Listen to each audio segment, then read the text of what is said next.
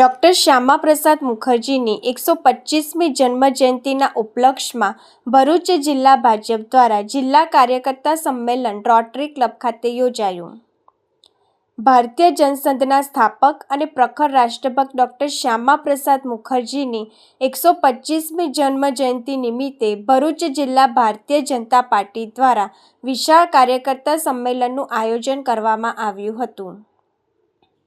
પ્રદેશ ભાજપ પૂર્વ મહામંત્રી શબ્દશરણ બ્રહ્મભટ્ટ સંમેલનમાં વક્તા તરીકે ઉપસ્થિત રહી વડાપ્રધાન નરેન્દ્ર મોદીએ કાશ્મીરમાંથી 370ની કલમ નાબૂદી અને CAA લાગુ કરી ડૉક્ટર શ્યામાપ્રસાદ મુખર્જીને સાચી શ્રદ્ધાંજલિ આપી હોવાનું જણાવ્યું હતું।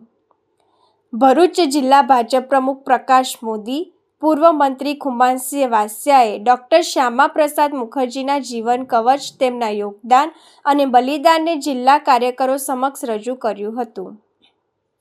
સંમેલનમાં જિલ્લા પંચાયત પ્રમુખ ડિમ્પલબેન રાજ, ભરૂચ ધારાસભ્ય રમેશ મિસ્ત્રી, જંબુસર ધારાસભ્ય DK સ્વામી, મહામંત્રી જિગ્નેશ મિસ્ત્રી, પરેશ પટેલ સહિતની ઉપસ્થિતિમાં ડૉક્ટર મુખર્જીના રાષ્ટ્રવાદ અને બલિદાનને વંદન કરી સંમેલનની શરૂઆત દીપ પ્રાગટ્ય અને વંદે માતરમ સાથે કરવામાં આવી હતી। આ પ્રસંગે વક્તાઓએ જણાવ્યું હતું કે ડૉક્ટર શ્યામાપ્રસાદ મુખર્જીને દેશની એકતા અને અખંડિતતા માટે પોતાનું જીવન સમર્પિત કરી દીધું હતું। તેઓના આદર્શ અને સિદ્ધાંતો પર ચાલી પ્રત્યેક ભાજપ કાર્યકર્તા રાષ્ટ્રહિત માટે હંમેશા કાર્યરત રહે તેવો અભિગમ વ્યક્ત કરાયો હતો। આ કાર્યકર્તા સંમેલનમાં જિલ્લા સંગઠનના હોદ્દેદારો, પંચાયત અને પાલિકાના અધિકારીઓ, વિવિધ મોરચા અને મંડળના પ્રમુખો, હોદ્દેદારો તેમજ કાર્યકર્તાઓ મોટી સંખ્યામાં હાજર રહ્યા હતા। અંતમાં રાષ્ટ્રની સેવામાં અગ્રેસર રહેવાના સંકલ્પ સાથે કાર્યક્રમનું સમાપન કરવામાં આવ્યું હતું।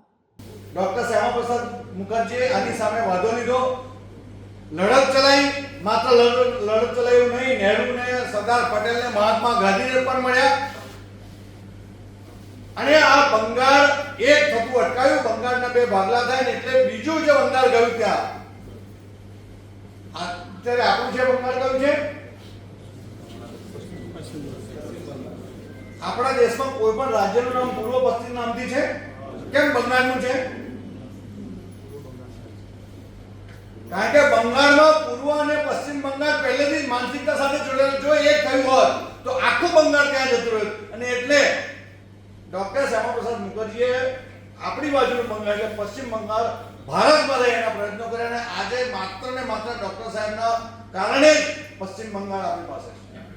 ભારતીય રાજનીતિના ધ્રુવ તારા કહી શકાય એવા ડૉક્ટર શ્યામાપ્રસાદ મુખર્જી કે જેઓનો જન્મ 6 જુલાઈ 1901ના રોજ બંગાળમાં પિતા આશુતોષ ઘોષ અને માતા જોગમાયા એમના પરિવારમાં થયો।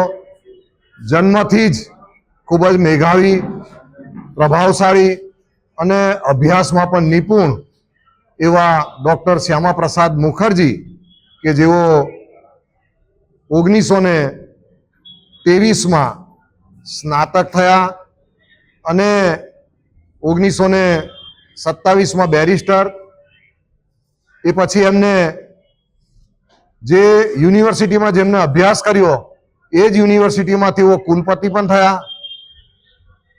ભારતીય રાજનીતિમાં પ્રવેશ પણ થયો એમનો। 1937માં યુનિવર્સિટીમાં જ્યારે વાર્ષિક ઉત્સવ હતો ત્યારે રવિન્દ્રનાથ ટાગોરને પણ તેઓ નિમંત્રણ આપે છે અને પહેલું હિન્દીમાં વક્તવ્ય આ યુનિવર્સિટીમાં વાર્ષિક ઉત્સવ દરમિયાન કરવામાં આવે છે। આ ડૉક્ટર શ્યામાપ્રસાદ મુખર્જી કે જેઓ બંગાળના ચૂંટણીમાં પણ ઝંપલાવે છે।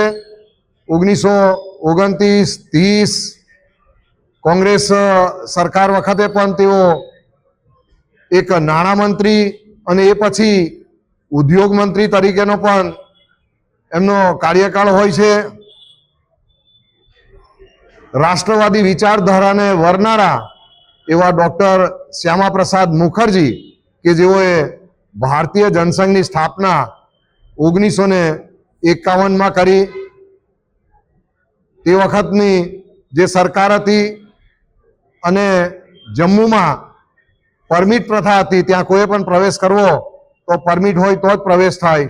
એ પરમિટ પ્રથાનો વિરોધ ડૉક્ટર શ્યામા પ્રસાદ મુખર્જીએ કર્યો હતો અને 11 મે 1953ના રોજ તેઓએ જમ્મુ તરફ પ્રયાણ કર્યું, પરમિટ પ્રથાનો વિરોધ કર્યો.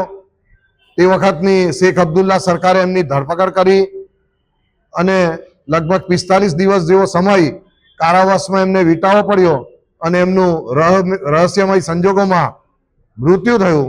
એવા શ્યામા પ્રસાદ મુખર્જી જ્યારે 125મી એમની જયંતિ ઉજવાઈ રહી છે, ત્યારે આજે ભરૂચ જિલ્લા ભારતીય જનતા પાર્ટી તરફથી પણ આજના દિવસે 125મી એમની જન્મ જયંતિના ઉપલક્ષમાં આજે જિલ્લાના સૌ ભારતીય જનતા પાર્ટીના કાર્યકરો પદાધિકારીઓ સાથે આજે 125મી જન્મ જયંતિનો કાર્યક્રમ યોજવામાં આવ્યો છે.